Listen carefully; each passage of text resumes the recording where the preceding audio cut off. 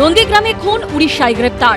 তৃণমূল কর্মী বিষ্ণুপদ মণ্ডলকে খুনের অভিযোগে গ্রেপ্তার করা হয়েছে 5 বিজেপি কর্মীকে, যাদের মধ্যে 2 জনকে উড়িষ্যার বালেশ্বর থেকে ধরে এনেছে নন্দীগ্রাম থানার পুলিশ।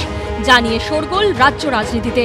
এক্স হ্যান্ডেলে বিরোধী দলনেতা লিখেছেন, মমতা বন্দ্যোপাধ্যায়ের পুলিশ এবার তাদের সীমা অতিক্রম করে গেছে। প্রোটোকল না মেনে বালেশ্বরের হোটেলে গিয়ে নন্দীগ্রামে 2 জন বাসিন্দাকে অপহরণ করেছে।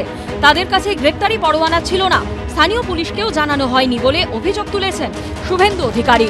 নথি পোস্ট করে তিনি জানিয়েছেন, এ নিয়ে বালেশ্বর থানায় অভিযোগ জানিয়েছেন ধৃত বিজেপি কর্মীর স্ত্রী। দায়ের করা হয়েছে এফআইআর। পশ্চিমবঙ্গ পুলিশ উড়িষ্যা পুলিশকে না জানিয়ে করেছে। আমাদের নন্দীগ্রামের লোক চিকিৎসা করাতে গেছিল কটকে, বালেশ্বরে তাদের হোটেল থেকে জোর করে তুলে আনা হয়েছে without search warrant, without the help of Odisha police. এটা ইন্টারস্টেট সিবিআইর জন্য আমরা দাবি করেছি। গতকালে আমি মাননীয় মুখ্যমন্ত্রী উড়িষ্যার সঙ্গে কথা বলেছি, কেন্দ্রীয় মন্ত্রী ধর্মেন্দ্র প্রধানজির সঙ্গেও কথা বলেছি।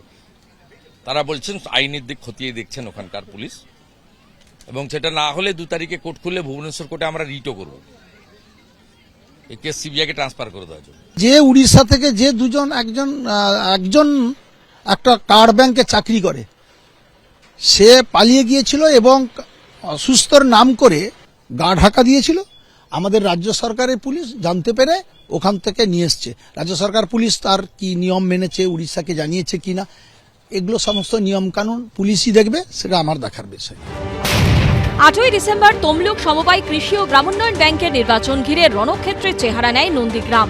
অভিযোগ, ফল প্রকাশের পর রাতে তৃণমূলের বুথ সভাপতি গুরুপদ মণ্ডলের বাড়িতে হামলা চালায় স্থানীয় বিজেপি কর্মীদের একাংশ। বাধা দিতে গেলে ভাই বিষ্ণুপদ মণ্ডলের উপর চড়াও হয় তারা। পরে হাসপাতালে মৃত্যু হয় ওই তৃণমূল কর্মীর। ঘটনায় 5 বিজেপি কর্মীকে গ্রেপ্তার করা হয়েছে, যাদের মধ্যে 2 জনকে উড়িষ্যা থেকে পাকড়াও করে পুলিশ। উড়িষ্যা গেছিলেন ডাক্তার দেখানোর জন্য। মিথ্যা মামলা, এছাড়া আর কি? পারিবারিক তো গন্ডগোল শুনেছি আমরা, যেটা তার মধ্যে পার্টি ঢুকিয়েছে মিথ্যা নিয়ে, আর কি পুরোটাই মিথ্যা। তৃণমূল চিকিৎসার জন্য যায়নি। 8ই ডিসেম্বর যখন ঘটনা ঘটে তার পরের দিন থেকে ওনারা এখানে এলাকা ছাড়া হয়ে থাকে। যেটা খবরে শুনলাম যে পুলিশ ওদেরকে উড়িষ্যা থেকে অ্যারেস্ট করেছে। আমাদের রাজ্য পুলিশের উপরেও আমাদের আস্থা আছে। জেলা পুলিশের দাবি, পুলিশ নির্দিষ্ট অভিযোগের ভিত্তিতে ঘটনা তদন্ত করছে। তথ্যের ভিত্তিতে তদন্তের স্বার্থে গ্রেপ্তার করা হয়েছে ওই 2 বিজেপি কর্মীকে। রবিবার নিহত তৃণমূল কর্মীর বাড়িতে যান রামনগরের বিধায়ক ও রাজ্যের প্রাক্তন মন্ত্রী অখিল গিরি। ইতিমধ্যে বিষ্ণুপদ মণ্ডলের স্ত্রী ও দাদার চাকরির বন্দোবস্ত করেছে রাজ্য সরকার।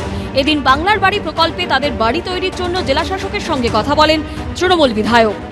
আপনাকে আপনার ক্ষমতায় 2টো ঘর করে দিতে হবে, গ্রামের লোকরা পুরো ঘর আপনাকে করে দিতে হবে। ওরা খুবই আতঙ্কে আছে, রান্না করে এখানে একটা টেম্পোরারি পুলিশ ক্যাম্প করে দেওয়া ভালো।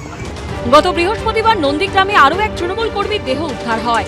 মহাদেব বিষয়কে পিটিয়ে খুনের অভিযোগ ওঠে বিজেপির বিরুদ্ধে। রবিবার তার বাড়িতেও যান অখিল গিরি। পরিবারের পাশে থাকার আশ্বাস দেন, জানিয়ে কটাক্ষ ছুড়ে দিয়েছে বিজেপি।